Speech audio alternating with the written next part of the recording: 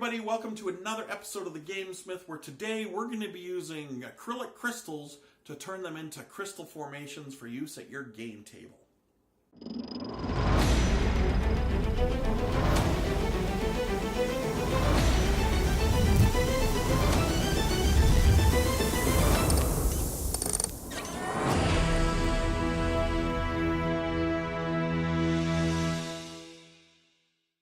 We're going to start our crystal formations build by choosing some acrylic crystals or treasure gems that I found at the local dollar store. There are several colors available, but I'm going to focus on these amber and green acrylic crystals. Next, we need to decide how we're going to base our crystals, and we have some different options. Wood will work really well as a base for this build. I have these wooden shapes from a hobby set that I picked up at the dollar store. However, they are rather large. I also have a bunch of these metal washers that I picked up at the local hardware store.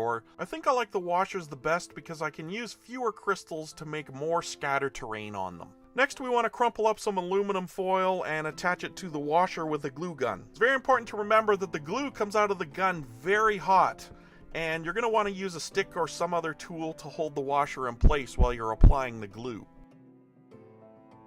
Of course, the metal will transmit the heat very quickly, so be very careful that you don't burn yourself.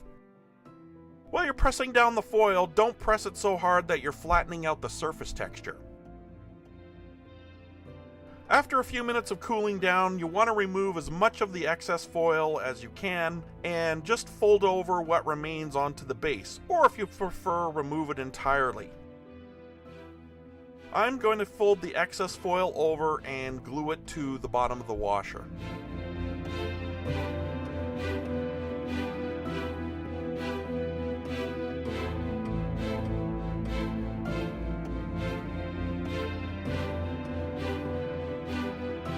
Next, we want to add some aggregate to our base. I like to use various size fish tank rocks, but you can use sand or gravel or whatever material you want.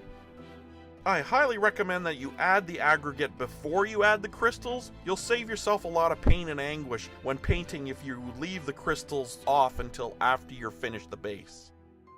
Again, I like using different sized gravel to provide variety to the surface texture.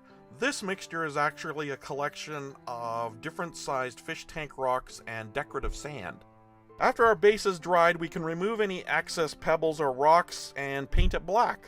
You can use simple crafter's acrylic paint, or you can actually mix it with PVA or Mod Podge in order to reinforce the hold on the gravel or sand that you've put on your base.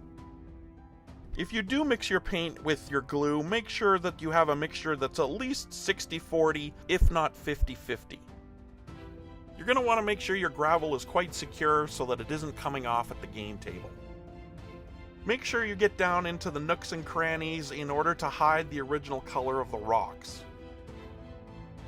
After our base coat is dried, we'll use a layer of dark gray, light gray, and white in order to highlight our build. If you've watched any other GameSmith videos involving faux rock, then I'm sure you're quite familiar with how this is done. We use a dabbing technique with a well-loaded brush. You want to create a spotty camo-like pattern while making sure to leave the dark nooks and crannies as black as possible. We then switch to light gray and repeat those steps as we did with the dark gray.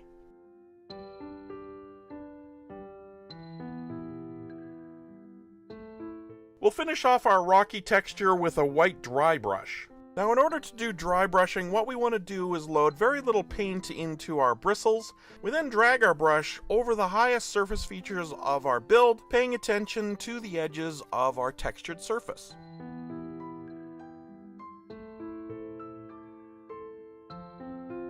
For our last layer, I'm going to darken up my cracks and crevices by adding a black wash to the base. Since I'm not covering a large surface area, I'll use some Citadel Newland oil shade, but any dark wash will do.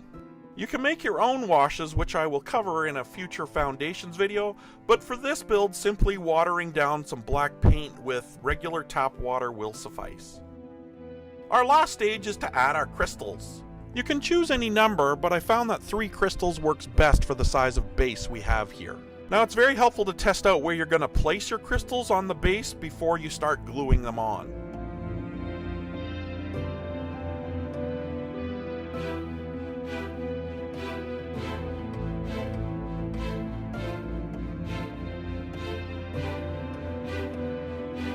And with the last gem in place, our crystals are ready for the table. The crystals are a great scatter terrain for cavernous adventures or encounters on other worlds, and by using different colors you can actually create a very interesting play space. If you've tried other methods of creating crystal scatter terrain, I'm very curious to read about them in the comment section below. I hope you were able to take away a new skill or two from this video. If you'd like to support what we're doing here at the GameSmith, please hit that subscribe button, and hit the thumbs up button to help keep those ghastly gladiators off my back too. In our next video, we're going to create a custom base and use real crystals to create a more detailed version of crystal scatter terrain. Until next time, I'll see you at the table.